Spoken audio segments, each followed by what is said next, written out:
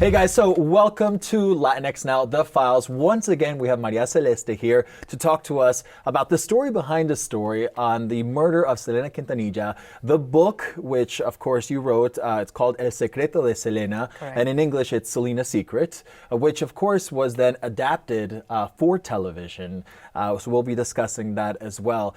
The initial reaction to it, I guess the word is you could use is controversial, right? Oh my God, you're right. Yes. To say the least, it was controversial. It was very difficult at the beginning because when you publish a book, for you it's like having a baby. You waited so long to write it. And then it goes out there. When you see it in the stands, you're so excited. Your heart, it beats really fast. And then when I saw the controversy that started when the father opposed the book, I was very taken aback. I didn't think that was going to happen because I had interviewed him many times and he had given me a lot of insight about what happened in the months previous to Selena's death, how he discovered what was going on with the murder and all that. And all that is in the book.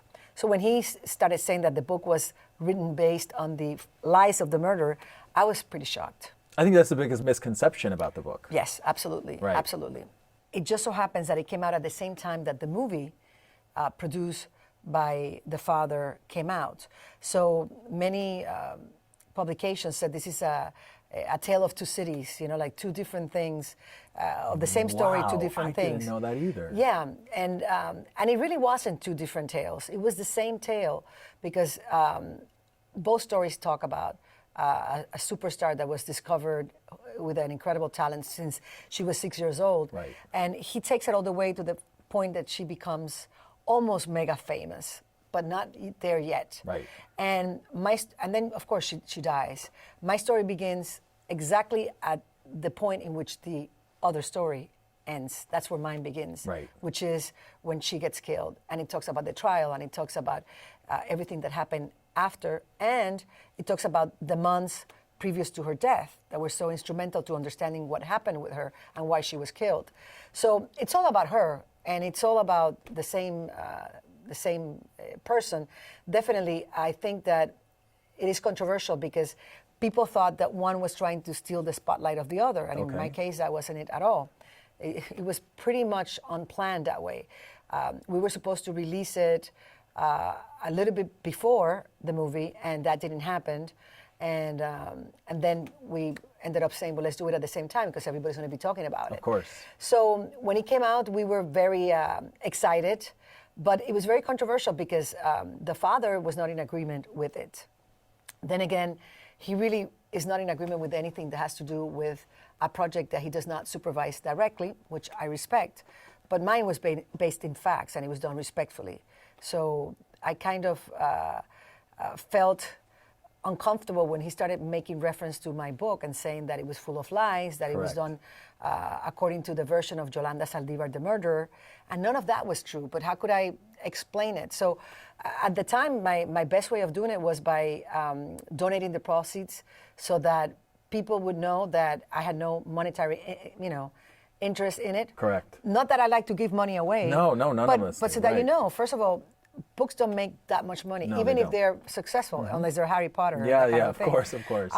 And I have a career as a serious journalist. I didn't want it to be damaged by the implication that I had, taken advantage of the memory of Selena and the blood money kind of a thing. Right. So I said no. I said I'm not going to do that. I'd rather give up that money, and do something good with it. And maintain my integrity and my reputation. Right, of course. I think it was the right decision at the time. So when that happened at the beginning, I was very shocked by that reaction. I was just going to ask you that because, again, you do your homework, you prepare for this, and then obviously, since it's all based on facts, you say, well, no one should have a problem with this. It's based on facts, yes. Right? But again, there was a controversy around it, and you just said you were shocked about it. I was, and it was based on facts, and it was written very respectful to her memory. And so I was shocked. But then when her father opposed the book, I realized it might not even be that personal because he opposed other books. He opposed another book that was published by a reporter back then of Texas Monthly, which was about Selena's musical career. And I read the book and I thought it was like so nicely done, and so it was like an ode to her musical career. And the father opposed that. And then years later, the widower, Chris Perez, wrote another book. That's right. He had his own book. He did, about their love life, Right. and what they went through as a marriage. And the father opposed that as well. And he ended up being even the subject of a lawsuit, the former Right. son-in-law. So you weren't taking it personally. So I didn't take it personally, but I realized that it wasn't because of me.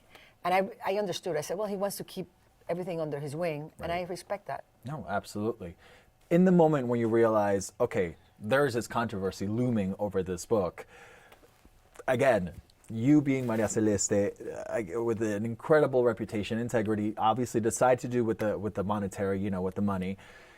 At what point then were you just like, oh my gosh, did I make a mistake? Should I not have done this? Did that ever cross your mind?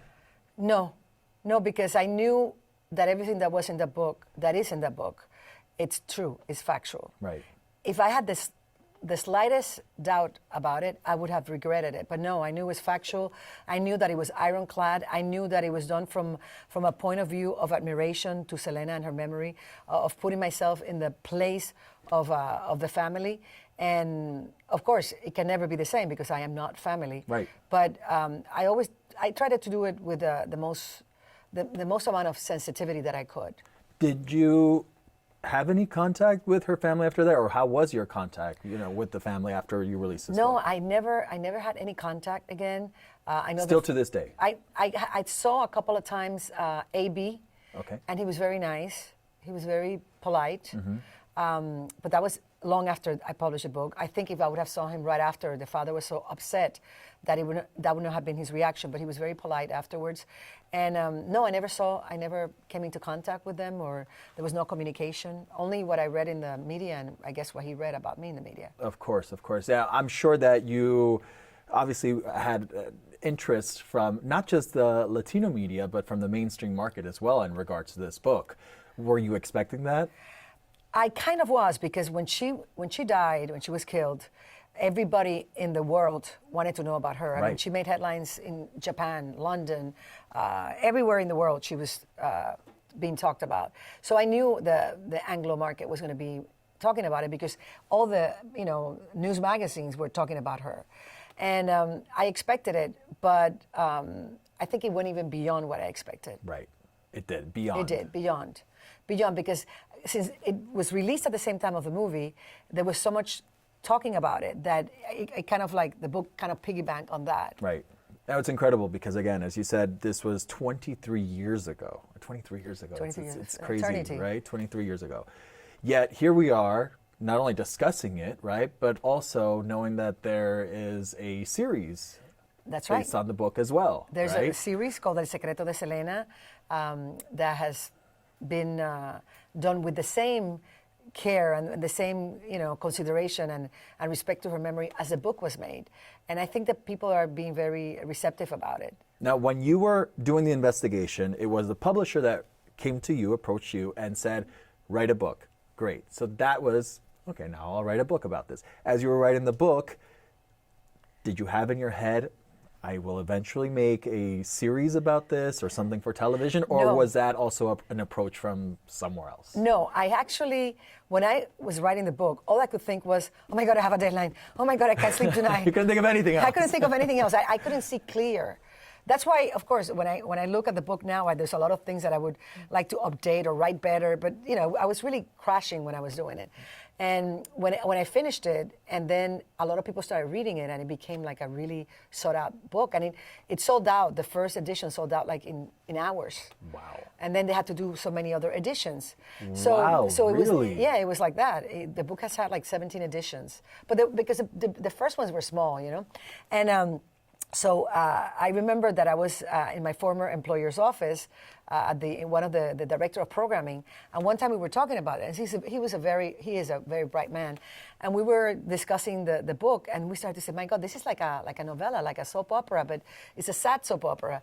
And he's like, "Yeah, it's like a soap opera." I said, "Hey, are we like tapping into something?" So we started to talk about developing into a few episodes, like a short novella soap opera. Like miniseries almost. Exactly, but back then, this is 23 years ago, the word miniseries, that format, that genre did not really exist. In the Latin world. In the Latin world, Yeah. right. And so we're like, like a little, we used to call it a little novella. And then we started to develop the episodes, and that's how 22 years ago, I started to say, oh my God, this could be it. This could be, because people didn't see the trial. They couldn't go inside the courtroom. Okay. And here they're going to be reading about it. Before they will hear me talk about it. But there's a new dimension when you can actually see it in video. And for the miniseries that we did, you see it and you're transported. The courtroom is identical.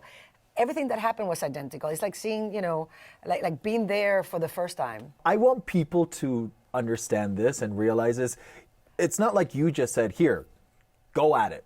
Enjoy, have fun, and show me the end product when it's done. No, you have been involved throughout the entire process. Well, one of the things that were really good about having to wait for the production of the miniseries is that now I have more experience, and now I have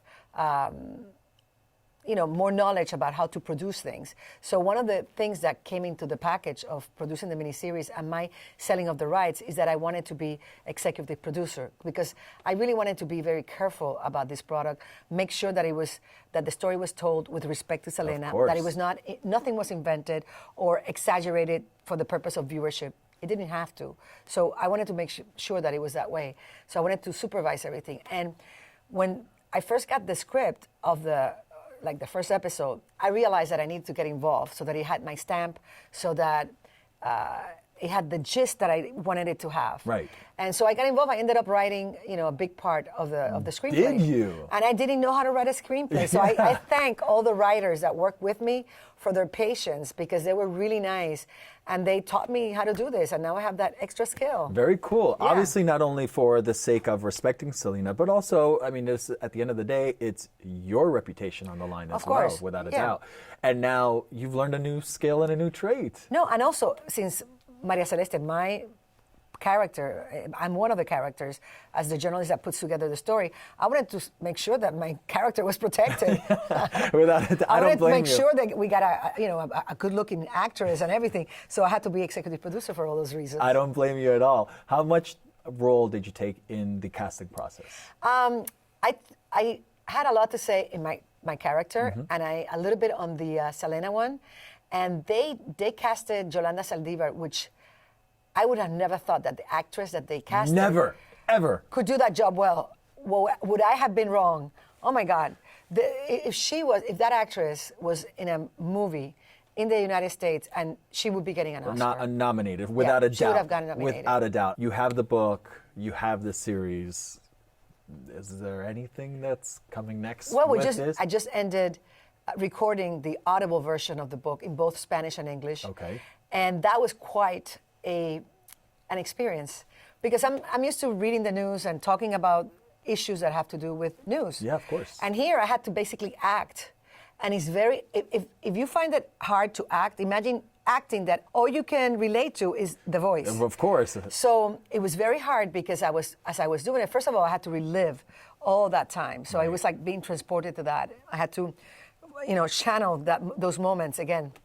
And I also had to do the voice. I had to do Yolanda Saldívar, for example. And she had a very particular voice. Wow. And there were 9 hours in which she was inside the truck, that she didn't want to give herself up, talking to the police. And those were 9 hours of complete anguish. So when I had to do the sections that had to do with that, like her voice, screaming, and in English, with my accent, you can imagine, we had to do like 200 takes so that they could understand me. They could understand that it was her. So they could understand the anguish. They could understand the feeling that I was trying to convey. And that it was well done, just and overall. that it was well done, yeah. So it was when I would get home after those recordings, I had to shake off that that feeling of hopelessness Right. and craziness that she had during those hours. It was tough. You know, I got to say my hat's off to you, María Celeste, because, again, being the absolute pro in your field, and then you go ahead and challenge yourself is really what you're doing. It's a good thing to do challenge all of these yourself. different things.